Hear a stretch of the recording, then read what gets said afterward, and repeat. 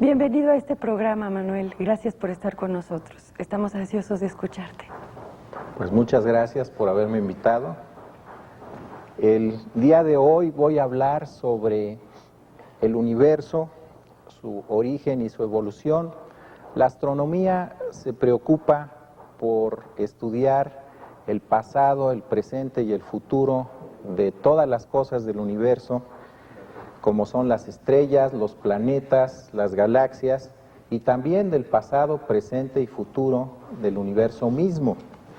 Todos los objetos en el universo emiten radiación electromagnética. La radiación electromagnética son fotones de distintos colores, de distintas energías, que nosotros podemos analizar, y a partir del análisis de la radiación electromagnética de estos fotones podemos determinar la composición química, la presión, la temperatura de los distintos objetos que pueblan el universo. En esta primera figura tenemos tres tipos de espectro que producen los objetos en el universo. Nos llega, se dice, luz blanca de una estrella, y si pasa a través de un prisma se produce un espectro continuo. Esto lo observamos, por ejemplo, cuando hay un arco iris, vemos fotones de distintos colores. Estos fotones tienen distintas energías, los rojos son de poca energía y los azules son de mucha energía. Un segundo tipo de espectro es el que producen las nebulosas gaseosas. Nos llega la luz de las nebulosas, nuevamente dispersamos esa luz con un prisma, y aquí en esta figura de en medio lo que tenemos, en lugar de un espectro continuo, tenemos un espectro con líneas de emisión. Estas líneas de emisión aquí se deben al átomo de helio.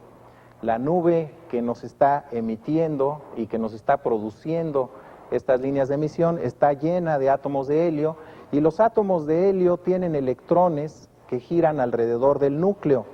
Cuando los electrones cambian de órbita, se acercan más al núcleo, pierden energía y producen lo que se llama una energía cuantizada, fotones de un color muy definido.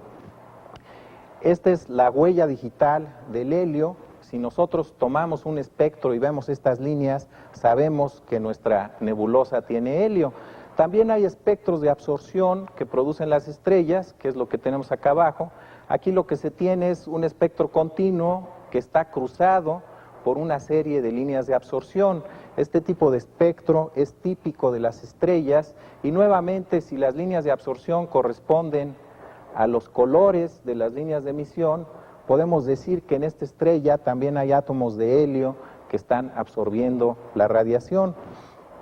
Además de decirnos qué tipo de compuestos atómicos o químicos hay en las nebulosas y en las estrellas, también los espectros nos pueden decir si los objetos se acercan o se alejan de nosotros. Cuando los objetos se alejan de nosotros, las líneas se mueven hacia el rojo debido al efecto Doppler, los fotones llegan con menos energía y sabemos nosotros que la fuente se está alejando. Por otro lado, si estas líneas se mueven y se vuelven más azules, el objeto se está acercando a nosotros. Esto es muy importante para estudiar los movimientos en gran escala del universo. La que sigue, por favor. Este es el espectro del Sol. Aquí se ve una gran cantidad de líneas de absorción. Se han ya clasificado muchos millones de líneas de absorción. Son líneas más oscuras debidas a la transición, a la absorción de fotones por átomos de distinto tipo. Hay líneas del átomo del hierro, del hidrógeno, del sodio, estas líneas en 5900, que también el sodio se ve en emisión para iluminar las calles de las ciudades. También una línea muy famosa es la línea del hidrógeno que se llama H-alfa, que se produce cuando un electrón se mueve del nivel 2 del átomo de hidrógeno al nivel 3, esto produce una línea de absorción, y cuando el electrón se mueve del nivel 3 al nivel 2 se produce una línea de emisión. Bien, podemos nosotros fijarnos aquí en dos líneas muy intensas en absorción, que son las líneas del calcio, Y si nosotros comparamos la posición en el espectro de estas líneas con respecto al laboratorio, podemos saber si el objeto se está acercando o alejando. Si se estuviera alejando, estas líneas estarían corridas hacia la derecha. La que sigue, por favor. Bien, en el universo hay varios tipos de nebulosas y una nebulosa muy importante para el estudio de la formación estelar es la nebulosa de Orión. La nebulosa de Orión se encuentra en la constelación de Orión. La constelación de Orión tiene dos estrellas muy brillantes, una roja que se llama Rigel, otra azul que se llama Betelgeuse, y en medio de esas dos estrellas que son de primera magnitud hay tres estrellas que son el cinturón de Orión, y luego cerca de esas tres estrellas del cinturón hay otras tres que son la daga de Orión. Aquí la de en medio de la daga de Orión son cuatro estrellitas que se pueden ver con binoculares. Esta es una fotografía tomada con mucho tiempo de exposición de la nebulosa de Orión, y las cuatro estrellas del centro son estrellas muy calientes que logran ionizar y calentar el gas. Nosotros vemos el gas incandescente y podemos nosotros obtener un espectro de ese gas para poder determinar la composición química de ese gas. La que sigue, por favor. Este es el espectro, un espectro de la nebulosa de Orión, y las líneas verticales son líneas en emisión. Esta es una línea de hidrógeno, acá hay líneas de oxígeno, líneas prohibidas de oxígeno. Esta es una línea de helio, una línea de hierro, una línea de azufre. Estas de aquí son de hidrógeno, y lo que es muy importante es que si yo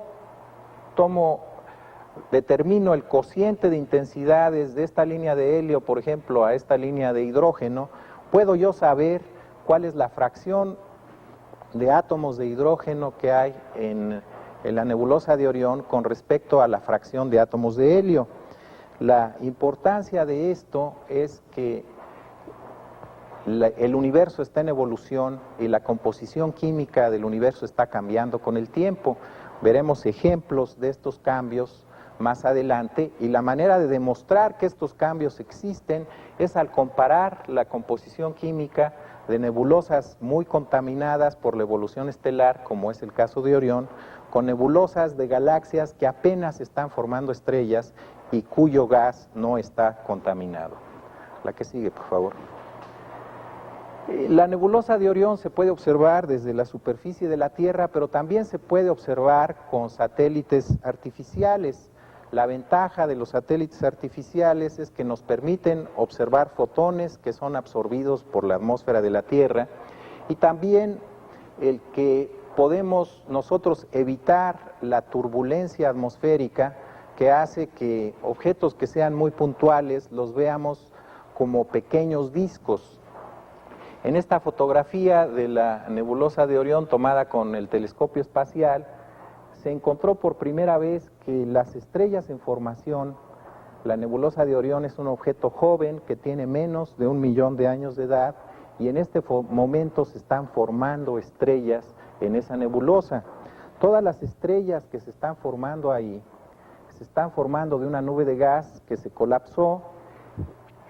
El colapso de esta nube de gas, al mantener momento angular, produjo discos de gas y de polvo alrededor de las estrellas centrales, y estos discos posteriormente han dado origen o darán origen a planetas, y probablemente en alguno de estos planetas puede desarrollarse la vida. Tenemos aquí un recuadro, un fragmento de la nebulosa de Orión donde se ven algunos de estos discos. La que sigue, por favor. Este es un aumento de la figura anterior, y aquí vemos un disco brillante, acá tenemos otro disco brillante, y en alguna región anda también un disco oscuro. El que los discos sean brillantes quiere decir que están iluminados por estrellas que están más cerca de nosotros, mientras que los discos oscuros están más cerca de nosotros que las estrellas, y por eso vemos el disco más oscuro que su entorno. La que sigue. Aquí podemos ver el disco oscuro alrededor de una estrella en formación.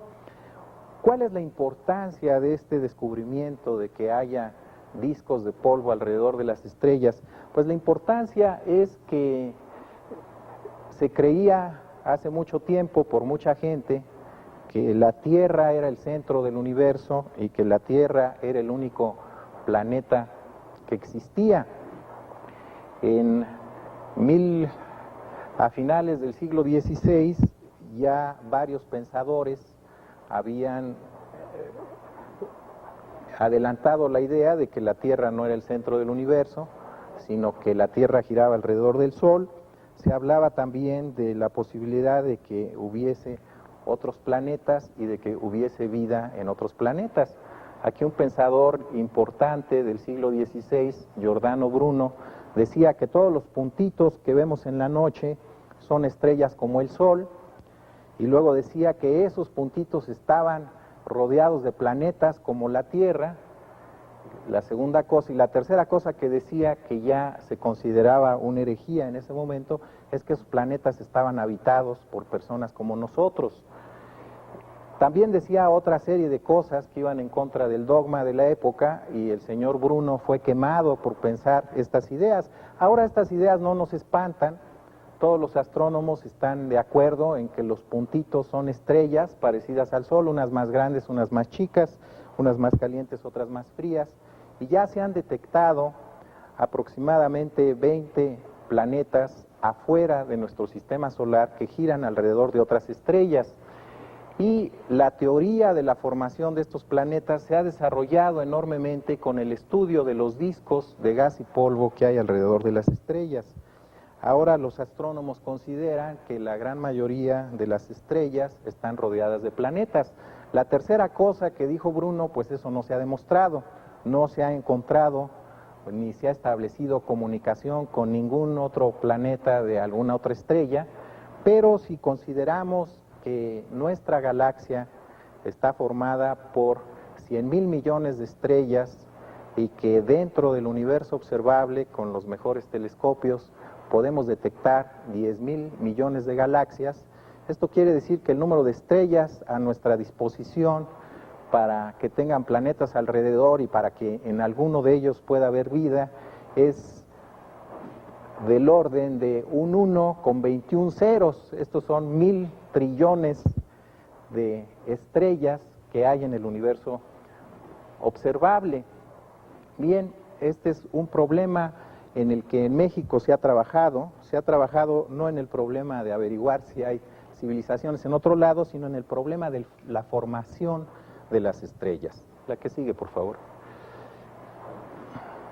En la siguiente figura vemos otro de estos discos de polvo en objetos muy jóvenes. Cuando la estrella se vuelve más vieja, el disco se disipa, los protoplanetas absorben las partículas del disco, el gas se evapora o se pierde, y finalmente los discos desaparecen y nos quedaríamos nada más con planetas girando alrededor de las estrellas. La que sigue.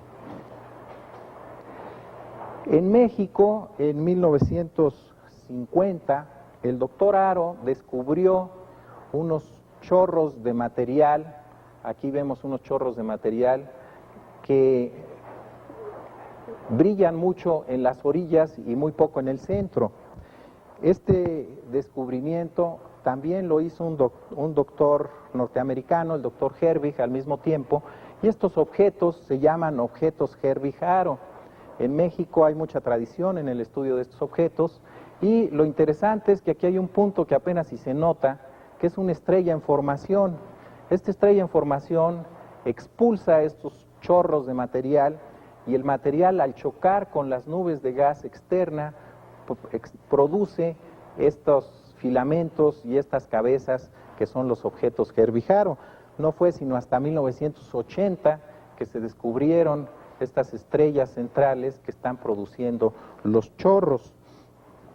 El mecanismo que produce los chorros está en estudio ahora, es uno de los problemas abiertos de la astronomía, y alrededor de la estrella hay un pequeño disco perpendicular a los chorros que ayuda de alguna manera al campo magnético y a los flujos hidrodinámicos, ayuda a colimar o a producir los chorros que ahora se investigan por muchos astrónomos. La que sigue, por favor. Bien, ¿cómo se forman las estrellas? Las estrellas se forman de nubes de gas en el medio interestelar. Aquí un artista se puso de acuerdo con un astrónomo y el astrónomo le dijo, las nubes de gas interestelar están sujetas a la fuerza gravitacional y si hay alguna perturbación en la superficie, la fuerza gravitacional va a hacer que la nube se contraiga. Al contraerse la nube, la fuerza gravitacional aumenta y la contracción es más rápida y se produce lo que se llama un colapso gravitacional. Pues aquí el artista puso las flechas que indican la fuerza gravitacional que está haciendo que esta nube se vuelva pequeña. Conforme se contrae la nube, lo que sucede es que en el interior de la nube aumenta la temperatura y aumenta la temperatura hasta que en el interior se alcanzan temperaturas de 15 millones de grados Kelvin o de grados centígrados. A la temperatura de 15 millones de grados centígrados es posible transmutar el hidrógeno que había en la nube de gas en helio. Esto es, las partículas se mueven a gran velocidad y aunque están ionizadas y la fuerza coulombiana hace que se separen, si vienen a gran velocidad pueden cruzar la barrera de potencial coulombiano, así dicen los físicos, y ya que están muy cerca entran en acción otras fuerzas de la naturaleza que se llaman fuerzas nucleares y hacen que el hidrógeno se cambie en helio. La que sigue, por favor. Aquí tenemos esta situación de equilibrio. Al producir toda esta energía se produce un gradiente de presión, el cual produce una fuerza que impide que se siga colapsando la nube. Aquí el artista dibujó la fuerza debida a la presión, pero se le olvidó dibujar las otras flechitas debidas a la fuerza de gravedad. Empatan las fuerzas en la superficie de las estrellas y las estrellas mantienen un cierto tamaño porque hay un balance entre las dos fuerzas, la fuerza debida a la gravitación y la fuerza debida a la gradiente de presión producido por la generación de energía en el centro de las estrellas. Esta estrella es el Sol. Aquí en el centro del Sol tenemos una temperatura de 15 millones de grados centígrados. A esa temperatura se pueden realizar reacciones nucleares que nos transmutan átomos de hidrógeno en átomos de helio. 4 átomos de hidrógeno nos producen 1 de helio y lo maravilloso es que los 4 átomos de hidrógeno pesan más que el átomo de helio y hay una diferencia de masa que desaparece. Esta diferencia de masa desaparece de acuerdo con la ecuación de Einstein, desaparece en forma de energía. Einstein nos dice que la energía de materia aniquilada, la energía producida al aniquilar materia es igual a la masa aniquilada por la velocidad de la luz al cuadrado. Entonces, cada segundo se producen 10 a la 38 reacciones nucleares en el centro del Sol, un 1 con 38 ceros, y eso hace que el Sol tenga una luminosidad de 4 por 10 a la 33, un 1 con 33 ceros de Hertz por segundo, y es lo que hace posible la vida en la Tierra. El Sol ha estado transmutando su hidrógeno en helio durante los últimos 4.600 millones de años, que es la edad del Sol y es la edad de la Tierra, y cuando se le acabe el hidrógeno en el núcleo, entonces el peso de las capas superiores van a hacer que el núcleo se contraiga, se va a generar energía por medios gravitacionales y también porque va a aumentar la temperatura en el núcleo del Sol. Aquí tenemos lo que le va a pasar al Sol dentro de 5.000 millones de años. El núcleo se va a contraer y en lugar de tener una temperatura de 15 millones de grados centígrados, su temperatura va a aumentar a 150 millones de grados centígrados y va a empezar a transmutar ahora helio en carbono. El Sol se va a convertir en una gigante roja y la gigante roja en el núcleo está cambiando helio en carbono y en la parte externa todavía puede estar cambiando algo de hidrógeno en helio. Esta etapa va a durar mucho menos tiempo, se le va a acabar el helio en el núcleo a la gigante roja en aproximadamente 1.000 millones de años y entonces lo que sucede es que la estrella va a expulsar las capas externas hacia el medio interestelar Estas capas externas van a enriquecer el medio interestelar con los elementos que se produjeron por reacciones nucleares en estas estrellas de baja masa. Los elementos que se producen en estas estrellas de baja masa son fundamentalmente el helio y el carbono, algo de nitrógeno, y las capas externas se van a alejar con una velocidad del orden de 20 kilómetros por segundo con respecto al objeto central. El objeto central se va a convertir en una enana blanca. Las enanas blancas tienen un radio parecido al de la Tierra, pero una masa parecida a la del Sol. Entonces, la densidad de una enana blanca es de 1 tonelada por centímetro cúbico, mientras que la densidad del Sol es del orden de 1 gramo por centímetro cúbico. La nube de gas que se va hacia el medio interestelar es ionizada y calentada por la estrella, y podemos nosotros tomar un espectro de esa nube externa. Y aquí tenemos una nebulosa planetaria real. La anterior era un dibujo de un artista. La enana blanca es el objeto que está aquí en el centro. Son las cáscaras externas de la estrella que se están yendo al medio interestelar y que van a enriquecer al medio interestelar con carbono, helio y nitrógeno. ¿Y cuál es la importancia de esto? La importancia es que los átomos de carbono en nuestros cuerpos, la mayoría de ellos, se originaron en estrellas de este tipo, que fueron a dar a la nube que formó al Sol posteriormente y que formó a la Tierra. O sea que si estos objetos no hubieran existido, no estaríamos aquí platicando. Y si ustedes están interesados en su árbol genealógico, después del tatarabuelo y se van unas 1000 o 2000 o 5000 generaciones más para atrás, pues habría que poner uno de estos objetos como un antepasado remoto. La que sigue, por favor. Este es otra nebulosa planetaria. Esta se llama el ojo de gato. La anterior se llama de la hélice. Los astrónomos a los objetos más brillantes les ponen nombres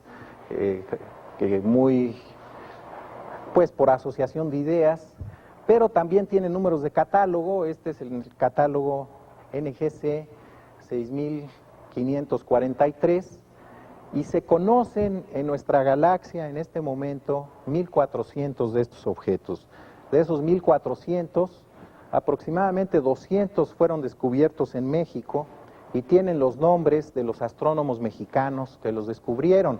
Y en México no solo hemos descubierto este tipo de objetos, sino que hemos determinado su composición química, hemos determinado la masa de las estrellas centrales, la masa de las envolventes y el efecto colectivo que tienen todos estos objetos en la evolución química de la galaxia. Este es un espectro de las nebulosas planetarias, y nuevamente aquí vemos líneas de helio, líneas de hierro, líneas de argón, otra línea de hidrógeno en emisión, líneas de oxígeno, y del cociente de las intensidades de estas líneas es como nos damos cuenta que en efecto tienen más carbono que la nebulosa de Orión, que es una nube donde se están formando objetos, que tienen más nitrógeno y más helio. O sea que las reacciones nucleares en efecto tuvieron lugar en estos objetos y modificaron su composición química. ¿Qué sucede con estrellas mucho más masivas que el Sol? Estas estrellas de las que les hablaba yo antes son aquellas que nacen con una masa 8 veces la del Sol o menos, como la masa del Sol. Una estrella de 2 masas solares le pasa lo que les mencionaba antes, se convierte en una gigante roja, luego pierde su envolvente en forma de una nebulosa y luego se vuelve una enana blanca. Pero las estrellas mucho más masivas, una vez que tienen su núcleo de carbono, pueden contraerse aún más y generar elementos cada vez más pesados. Los elementos más pesados pesan menos que los ingredientes que se utilizan para producirlos, las diferencias de masa se van en energía, y todo esto sigue muy bien hasta que nos quedamos con un núcleo de hierro. Lo que sucede ahora con los átomos de hierro es que cuando entran en reacciones nucleares, y ya aquí estamos hablando de temperaturas de 5,000 millones de grados centígrados, En lugar de darnos energía, nos quitan energía. Las reacciones, en lugar de ser exotérmicas, se vuelven endotérmicas y lo que sucede en el momento en que tenemos el núcleo de hierro es que en cosa de un segundo, en lugar de calentarse el núcleo por las reacciones nucleares, se enfría. Y al enfriarse, la presión en el centro de estas estrellas disminuye, se produce un colapso gravitacional en un segundo, y al cambiar su radio de varios miles de kilómetros a unos cuantos kilómetros, liberan una cantidad enorme de energía, 10 a la 53 Hz, un 1 con 53 ceros o un 1 con 54 ceros, y esa energía produce lo que se llama una explosión de supernova. Las supernovas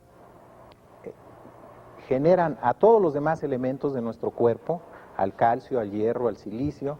Entonces, el otro lado de la familia, en el otro libro que pongan ustedes, el antepasado remoto va a ser una remanente o varios remanentes de supernova.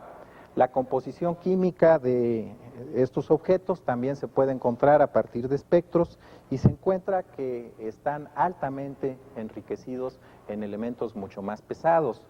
Este objeto que hay en pantalla es la nebulosa del Cangrejo, que hizo explosión en el año 1054. Fue observada en la India y en China y en Japón, y se cree que también hay evidencias fuertes de que fue observada por las tribus americanas. Y una de las grandes incógnitas de la historia de la astronomía es por qué en Europa no fue observada. Este objeto fue tan brillante como la luna llena durante un par de meses, y pues se observa ahora con telescopios grandes, a simple vista no se ve gran cosa, y lo que vemos es que la nube de gas alrededor de la estrella central se está alejando con velocidades del orden de 1000 kilómetros por segundo o más. El remanente se llama un pulsar o estrella de neutrones, y aquí el remanente puede ser de 3 o 4 masas solares y con una densidad enorme, porque ahora tenemos todas esas masas solares en una esfera de unos cuantos kilómetros. La densidad ahora es de 1000 millones de toneladas por centímetro cúbico en estos objetos. No todos los objetos se vuelven estrellas de neutrones, algunos de ellos se vuelven hoyos negros, y todavía el problema teórico de cuál es la masa inicial que se requiere para producir un hoyo negro o para producir una estrella de neutrones es un problema abierto. Se considera que los objetos más masivos, 50 masas o más, van a producir un hoyo negro, y los que están entre 8 y 50 masas van a producir como remanente un pulsar o estrellas de neutrones. Los pulsares fueron descubiertos hace un poco más de 30 años. A las personas que participaron indirectamente en el descubrimiento les tocó un premio Nobel por haberlos encontrado. La que sigue, por favor. Aquí es otra vez la nebulosa del Cangrejo, las dos estrellas centrales, una de ellas es el pulsar, pulsa varias veces por segundo, y esto lleva a comprobar que se trata de un objeto colapsado muy pequeño, con un campo magnético muy grande. Y la otra estrella es una estrella que no es variable y que no tiene nada que ver con la explosión de la supernova. La que sigue, por favor. Pasemos ahora a nuestra galaxia. Nuestra galaxia, si nosotros tomamos una fotografía en la noche de la bóveda celeste, podemos observar la mitad del casquete que hay en esta figura. Esta es una figura en 2 dimensiones de una esfera. Si vamos al hemisferio sur, podemos nosotros ver la parte derecha, y estas dos pequeñas nubes que se ven a simple vista desde el hemisferio sur son las galaxias más cercanas a la nuestra, las nubes de Magallanes, que se encuentran aproximadamente a 150,000 años luz de distancia de nuestra galaxia. El Sol se encuentra a una distancia de 25,000 años luz del núcleo de nuestra galaxia. En la figura siguiente tenemos otra vez un artista que le dijimos nuestra galaxia es una galaxia espiral. El Sol está muy cerca del brazo espiral donde está la nebulosa de Orión. La nebulosa de Orión está más lejos del centro de la galaxia y nosotros no podemos con fotones de la luz visible ver el centro de la galaxia porque la galaxia está llena de polvo. Entonces, lo que hacen los astrónomos es tratar de buscar otra galaxia parecida a la nuestra para decir, pues nuestra galaxia se ve más o menos como aquella. Con ondas de radio sí es posible ver el centro de la galaxia. ¿A que sí? Aquí tenemos una fotografía de otra galaxia parecida a la nuestra, que no es la nuestra, y nuevamente una flecha que indica dónde estaría localizado el Sol con respecto al centro de la galaxia. Les digo, como a 25,000 años luz de distancia. Y el Sol se tarda en darle una vuelta al núcleo de nuestra galaxia aproximadamente 250 millones de años. Desde que se formó el Sol, ha girado como 20 veces alrededor del centro de la galaxia. Esto es interesante y nuevamente ayuda a expandir el razonamiento copernicano, de que Copérnico decía los planetas giran alrededor del Sol, pero ahora resulta que el Sol no es un objeto único ni es el centro de todo. El Sol a su vez es uno de 100,000 millones de estrellas y el Sol gira alrededor del núcleo de la galaxia. Entonces el Sol no es una estrella única, es una de tantas, una de 1,000 trillones de estrellas que hay en el universo observable. Nuestra galaxia tampoco es una galaxia especial porque hay muchas galaxias como la nuestra. La que sigue, por favor. Esta es la galaxia más cercana a nosotros, es la nube mayor de Magallanes. Esta galaxia no está tan contaminada por las estrellas porque todavía tiene mucho gas y ha habido pocas supernovas y pocas nebulosas planetarias que hayan enriquecido el gas que hay entre las estrellas con elementos más pesados que el hidrógeno y que el helio. Esta nebulosa en la orilla en rojo es una nebulosa equivalente a la de Orión. Aquí se están formando estrellas en este momento y es un objeto mucho más brillante que Orión. Se ve menos espectacular porque está mucho más lejos que Orión. Orión está a 1,500 años luz de distancia, mientras que este objeto está a 150,000 años luz de distancia, o sea, 1,000 veces 150,000, está 100 veces más lejos, lo cual hace que nos lleguen 10,000 veces menos fotones de este objeto que de Orión, nada más por la dilución debido a la distancia, de que se encuentra mucho más lejos. La que sigue, por favor. Esta es otra galaxia espiral del grupo local. A las galaxias les gusta andar en grupos, en pandillas, no andan solas. A nuestra galaxia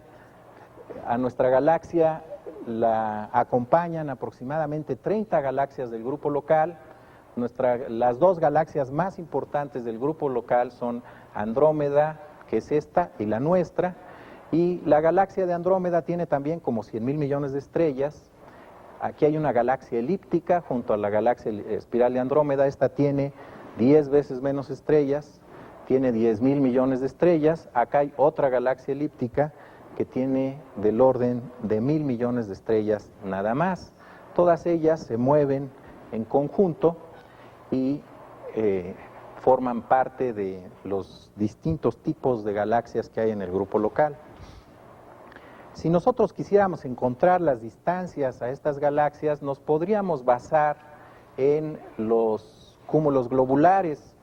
Un cúmulo globular es un conjunto de 1,000,000 de estrellas. En nuestra galaxia hay aproximadamente 150 de estos objetos y tienen una luminosidad más o menos conocida. La que sigue, por favor. Hay galaxias muy masivas que se llaman galaxias caníbales. Esta es una de ellas. Y si ustedes enfocan la vista hacia las orillas, van a ver muchos puntos fofos. Cada uno de estos puntos fofos es un cúmulo globular con 1,000,000 de estrellas. Entonces, a partir de que se ven mucho más débiles, sabemos más o menos la distancia de este objeto. Alrededor de esta galaxia caníbal hay otras galaxias con mucho menos masa. Esta galaxia tiene una masa de 100 a 1,000 veces mayor que la masa de nuestra galaxia. La que sigue, por favor. Al tomar un espectro de esta galaxia, encontramos que las líneas del calcio, en lugar de estar en su lugar, las líneas de absorción de calcio en el espectro, están corridas hacia el rojo. Aquí están corridas y nos indican que esa galaxia se está alejando de nosotros con 1200 kilómetros por segundo. La galaxia se encuentra a 63 millones de años luz de distancia. Si nos vamos a otra galaxia caníbal igual a esta, pero más lejana, encontramos que las líneas de calcio están todavía más corridas hacia el rojo, que se aleja de nosotros con 15.000 kilómetros por segundo de velocidad, y así sucesivamente hasta que llegamos a una galaxia caníbal ya muy débil, que se encuentra ya a varios millones, miles de millones de años luz de distancia. Y en este caso las líneas del calcio que antes estaban por ahí del violeta ya se fueron hasta el verde, hubo un corrimiento hacia el rojo enorme y esta galaxia se aleja de nosotros con una velocidad de 61.000 kilómetros por segundo. Esto quiere decir que el universo está en expansión. Las galaxias más cercanas se alejan despacio de nosotros, las más lejanas se alejan muy rápidamente de nosotros.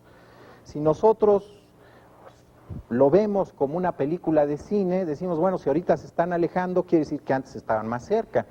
Y si antes estaban más cerca, podemos llegar al momento en que todo el material de todas estas galaxias estaba en un solo punto. Ese momento se llama el inicio del universo observable y se llama el inicio de la gran explosión. El universo observable empieza con una gran explosión y uno de los tres pilares en los que se basa la teoría de la gran explosión es la expansión del universo, que se están alejando las galaxias unas de otras. ¿Qué sigue? Aquí tenemos otra representación del mismo fenómeno, las dos líneas del calcio, vemos cómo se van moviendo hacia el rojo cuando la galaxia está mucho más alejada de nosotros. El segundo pilar en el que está basado la teoría de la gran explosión, tal vez cronológicamente el tercero, es la determinación de la composición química de galaxias que empiezan apenas a formar estrellas. Esta galaxia se llama 1 Zwicky 18, nosotros la hemos observado y hemos determinado su composición química y encontramos que tiene 50 veces menos elementos pesados por unidad de masa que lo que tiene el Sol o lo que tiene Orión. Está 50 veces menos contaminada, lo cual nos lleva a decir que la composición química del hidrógeno y del helio que tiene representa más o menos la composición con la cual se formó. Esta galaxia se formó con un 76% de hidrógeno y un 24% de helio, y esta cantidad de hidrógeno y de helio se formó durante los primeros 4 minutos después de la gran explosión, en que el universo tenía temperaturas del orden de miles de millones de grados centígrados. Después el universo se expandió, se enfrió y ya no pudo producir elementos más pesados que el helio. Todas las galaxias se forman con un 24% de helio y un 76% de hidrógeno. Este resultado ha sido obtenido por astrónomos mexicanos y algunos grupos de otros países han comprobado los resultados que hemos obtenido nosotros. La que sigue, por favor. Aquí rápidamente les muestro otra manera de ver que en efecto está evolucionando el universo. Este es un cúmulo de galaxias cercanas, que vemos a las galaxias como se ven más o menos en este momento, son galaxias viejas, y todas las galaxias que vemos son de tipo elíptico, no hay galaxias espirales. Por otro lado, si vemos un cúmulo mucho más alejado, nos encontramos en que sí hay galaxias espirales. Este cúmulo más alejado nos presenta las galaxias como eran hace muchos miles de millones de años, cuando eran mucho más jóvenes. Cuando eran jóvenes había muchas galaxias espirales, pero debido a colisiones entre galaxias, las galaxias espirales han desaparecido en los cúmulos más viejos, que son los cercanos a nosotros. Esto demuestra que el universo evoluciona, y es una tercera manera de decir que la teoría de la gran explosión es correcta. Los objetos más cercanos a nosotros son muy viejos y aquellos que vemos muy lejos vemos la luz que emitieron cuando eran muy jóvenes. ¿La que sigue? Aquí vemos también galaxias lejanas que son distintas a las cercanas y que nos muestran que el universo está evolucionando. Esta es la fotografía más profunda que existe del universo, que nos muestra galaxias muy, muy débiles, y de este tipo de fotografías también sabemos que el universo está evolucionando y que con los telescopios a nuestra disposición podemos detectar miles de millones de galaxias. La que sigue, por favor. Esta transparencia nos muestra qué es lo que le pasa al universo. Primero, es un universo muy chico y muy caliente y de muy poca masa. Conforme se va expandiendo, el universo se va enfriando, es un universo opaco, y cuando el universo tiene una edad del orden de 300.000 años, es una edad muy pequeña, el universo tiene una temperatura de radiación de 3.000 grados. A esa temperatura de 3.000 grados sería equivalente al de una gigante roja. Por primera vez, a los 300.000 años, se combinan los átomos ionizados de hidrógeno y helio, producen átomos neutros, y al neutralizarse el universo se vuelve transparente y se empiezan a formar las galaxias. Las galaxias se forman 1.500 millones de años después de la gran explosión, y ahora nos encontramos aquí.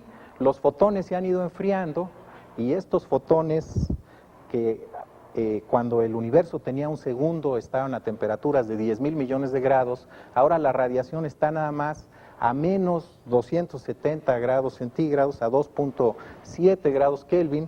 Esto fue descubierto en 1965 por Penzias y Wilson, les produjo el premio Nobel en 1978, y es otro de los pilares en los que descansa la teoría de la gran explosión. Lo que ha pasado es que la masa adentro del universo observable ha ido aumentando con el tiempo, y lo que sabemos ahora es que afuera del universo observable hay más masa, y las últimas teorías sobre el universo nos llevan a decir que el universo observable tiene una edad del orden de 14.000 millones de años, tiene una masa conocida, un radio más o menos conocido, pero también nos lleva a decir que el universo observable no es todo lo que hay. Afuera del universo observable hay más masa, y las teorías más recientes nos llevan a la idea de que existe un número infinito de universos. Nosotros estamos adentro de uno de ellos, y la pregunta de cuál es la edad de ese conjunto infinito de universos pues todavía está abierta. La mayoría de las personas que se dedican a esto dicen que el conjunto infinito de universos siempre ha estado y siempre va a estar, pero por otro lado el universo observable sí apareció en un momento dado, hace 14.000 millones de años, y lo que tampoco sabemos del universo observable es si se va a seguir expandiendo siempre, o si va a llegar un momento en que va a tener un tamaño o un radio máximo, y a partir de ese radio máximo se va a contraer. Esto sucedería si la masa del universo observable es muy alta, produciría un campo gravitacional que impediría que las galaxias se siguiesen alejando. Por otro lado, si la masa del universo observable es pequeña, el campo gravitacional que produce es muy pequeño y no es lo suficientemente fuerte para desacelerar la expansión del universo que vemos, y entonces el universo observable estaría expandiéndose para siempre. Hay una enorme cantidad de incógnitas en el estudio del universo, y eso pues nos causa gran placer a los astrónomos, porque quiere decir que hay problemas de investigación para los jóvenes, y que seguramente dentro de 30 o 40 años habrá resultados espectaculares, pero también habrá nuevas preguntas y nuevas incógnitas que responder. Gracias, Manuel, por tu conferencia. Nos han llegado algunas preguntas que traté de organizar, pero que te las voy a ir haciendo, y después las invitamos a ustedes si tienen alguna pregunta. Se comunicó con nosotras la estudiante Ana Guadalupe Ramírez, del estado de Oaxaca, y pide que le explique. Dice: no entiendo por qué los objetos más lejanos se alejan a mayor velocidad que los más cercanos. ¿Por qué no todo se aleja a la misma velocidad? Bien, aquí la analogía que podemos nosotros hacer es la analogía en dos dimensiones de un globo. Imagínense un globo a medio inflar, y en la superficie del globo vamos a poner muchos puntos. Uno de esos puntos sería nuestra galaxia. Si nosotros inflamos el globo, vemos que los puntos que están cerca de nuestro punto se alejan poco de nosotros, mientras que los puntos que están mucho más lejos del globo se alejan mucho más de nosotros. O sea, esto lo que quiere decir es que el espacio está surgiendo entre las galaxias y que entre más lejos están las galaxias de nosotros, surge más espacio. Fíjense que en esta analogía del globo, ninguno de los puntos es el centro de la expansión. Si nosotros nos paramos en otro punto del globo, veríamos también a todos los puntos alejarse unos de otros, lo cual nos lleva a una conclusión muy importante, y es que nuestra galaxia no es el centro de la expansión. Desde cualquier otra galaxia también veríamos el universo en expansión, lo cual los cosmólogos llaman el principio cosmológico, y esto es otra vez una prolongación del razonamiento copernicano. No existe un lugar privilegiado en el universo. Desde otros lados estaríamos viendo más o menos lo mismo. Tenemos otra del estado de Oaxaca, de un muchacho que se llama Rodrigo Díaz, y dice: vi en un programa de televisión que meteoritos que han caído a la Tierra contienen material orgánico. ¿Es esto una prueba de vida extraterrestre? Bien, este es un resultado muy importante que está a discusión. Observando en el polo sur casquetes de hielo, se rebanaron unos casquetes de hielo y ahí se encontraron unos meteoritos. Lo que se encuentra de estos meteoritos es que cayeron a la Tierra hace miles de años, lo cual se puede determinar a partir de la edad del hielo que los rodea. También sabemos de esos meteoritos que vienen de Marte, lo sabemos por la composición isotópica de los meteoritos, ahí no queda ninguna duda. Sabemos la edad de las rocas, la edad del meteorito. El meteorito se formó, o estos meteoritos se formaron hace 3.000 millones de años aproximadamente. Todo esto es bien difícil de determinar, pero todos los científicos están de acuerdo en que se ha logrado. Donde entra ya la discusión y la discrepancia es que abriendo estos meteoritos y viendo formaciones geométricas, se encuentran unas formaciones geométricas petrificadas que se asemejan a la de microorganismos terrestres en su forma. Son muchísimo más chicas, como 100 veces más chicas, pero parecerían ser que son formas no al azar, sino que tienen ya un orden dado por una evolución orgánica. Entonces, algunas personas consideran que sí son microorganismos que hubo en Marte hace 3.000 millones de años, y otros todavía están discutiendo que son demasiado pequeños para ser microorganismos. El problema es muy importante porque el deseo de saber si ha habido evolución y vida en otros lugares es enorme, y uno de los programas más importantes de la NASA en este momento es tratar de estudiar las estrellas más cercanas a la nuestra, encontrar los planetas en estas estrellas, ver cuáles de estos planetas pueden tener vida, y si se confirma que hubo vida, aunque sea a nivel microscópico, en Marte, este sería un apoyo muy grande para el proyecto de investigación en esta dirección.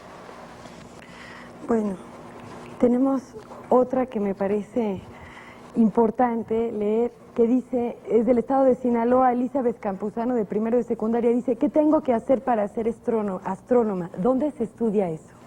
Bien, yo creo que la astronomía a nivel de secundaria y de preparatoria es muy importante para las personas que tienen vocaciones científicas. En todos los países del mundo, la astronomía es una manera más sencilla de divulgar la ciencia que otras ramas de la ciencia. Entonces, yo lo que le sugeriría a esta muchacha es que se interese por las matemáticas, por la física, y lo que han hecho todos los astrónomos es que han entrado, o la gran mayoría de ellos han entrado a estudiar la licenciatura en física. Existe la licenciatura en física en 10 o 15 universidades del país, y ya cuando los muchachos, muchas veces atraídos por la astronomía, entran a la licenciatura en física, se dan cuenta de que hay otras áreas de investigación y del conocimiento muy interesantes, como pueden ser la óptica, la biofísica, la bioquímica, la física de partículas, la física de estado sólido, los transistores, y generalmente un pequeño porcentaje se queda en astronomía y un porcentaje grande se va a otras ramas de la física o de las matemáticas. Entonces yo lo que le sugeriría es que tomara el tronco común de física y matemáticas y que entrara a estudiar la licenciatura en física. Una vez que termina uno la licenciatura en física, en el posgrado, entonces sí es donde ya tiene uno que tener perfectamente definida la idea de qué es lo que uno quiere hacer, y ahí en México hay 2 lugares con el doctorado en astronomía, uno en la Universidad de México y otra en el Instituto Nacional de Astrofísica, Óptica y Electrónica, y también existe la posibilidad de obtener alguna beca para salir del país, aunque ya los doctorados de astronomía en México ya son de muy alta calidad. Entonces hay ciertas áreas donde competimos bien en la formación de recursos humanos con países más desarrollados. ¿Alguien de aquí, de nuestro público, tendría alguna pregunta? Sí, a ver. Bueno, usted habló de que las nebulosas viejas están contaminadas a diferencia de las nuevas, de las jóvenes. ¿Qué clase de contaminantes son estos? Sí, aquí lo que yo mencionaba es que hay varios tipos de nebulosas. Hay las nebulosas que se encuentran alrededor de estrellas recién formadas. En este caso, de las estrellas recién formadas, el ejemplo que daba yo es la nebulosa de Orión, donde las estrellas tienen edades de menos de 1 millón de años. Estas estrellas, dentro de mucho tiempo, van a convertirse en supernovas, algunas de ellas, y la gran mayoría van a producir nebulosas planetarias. Las envolventes gaseosas, en el caso de las supernovas, van a producir los elementos más pesados que el oxígeno, que son oxígeno, argón, azufre, todos los elementos de la tabla periódica hasta uranio, y las nebulosas planetarias van a producir elementos menos pesados como el carbono y el nitrógeno. Entonces lo que se dice en astronomía, tal vez me dejé llevar con la contaminación, por la contaminación de la Ciudad de México, lo que se dice en astronomía es que se enriquece el medio interestelar con elementos más pesados. Las galaxias se forman nada más con hidrógeno y helio, y la actividad de las estrellas de baja masa nos producen elementos más pesados como el carbono y el nitrógeno, entonces enriquecen al gas con estos elementos. Las supernovas, los elementos todavía más pesados. Las estrellas de segunda o tercera generación ya se van a formar con una composición química diferente, con muchos más elementos más pesados que el hidrógeno y el helio, que la primera generación de estrellas que se formó nada más con átomos de hidrógeno y de helio. A ver, la compañera tiene otra pregunta. Bueno, hay una teoría sobre que el Sol dentro de millones de años va a crecer, a expandirse o a hacerse muy chico. O sea, ¿cuáles son las repercusiones que va a tener sobre la Tierra, sobre nosotros? Sí, la pregunta es muy buena. ¿Qué es lo que le va a pasar al Sol cuando se le acabe el helio? En el centro se va a convertir en una estrella gigante roja. Va a aumentar su radio en aproximadamente 10 veces, de 700,000 kilómetros a 7 millones de kilómetros. Pues en lugar de verlo en el cielo como de medio grado, ya lo vamos a ver más grande.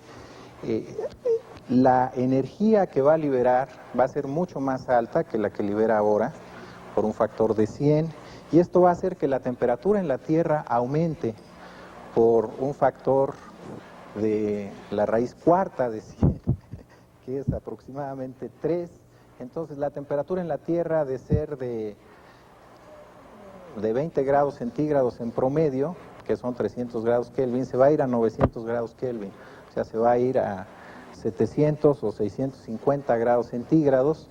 Ya a esa temperatura pues se evapora el agua, se evapora la atmósfera, y no va a ser posible que se pueda sustentar vida en la Tierra. Entonces esa es la repercusión en el momento en que se vuelva gigante roja. Va a ser gigante roja como 1,000 millones de años, después se va a convertir en una estrella enana blanca. La estrella enana blanca emite mucho menos energía que el Sol, y entonces la Tierra se va a enfriar, se va a ir como a menos 200 grados Kelvin, y poco a poco se va a ir enfriando hasta llegar a una temperatura tal vez de menos 270 grados Kelvin dentro de muchos miles de millones de años. Aquí el problema práctico es que el problema de supervivencia de la sociedad o de la humanidad no va a depender de la energía que nos mande el sol, sino va a depender de si nuestra sociedad va a acabar con los recursos naturales o si nuestra sociedad va a autodestruirse por una guerra. O sea, nosotros tenemos la obligación de tratar de mantener a nuestro entorno y tratar de evitar que haya guerras. Bueno, esperamos que hayan disfrutado este programa. Manuel, muchísimas gracias por tu extraordinaria plática y gracias a ustedes por estar aquí, ver a Manuel Peinberg a través de su televisor. Gracias también a los estudiantes que asistieron y nos vemos en el próximo capítulo de esta serie, El siglo de la ciencia.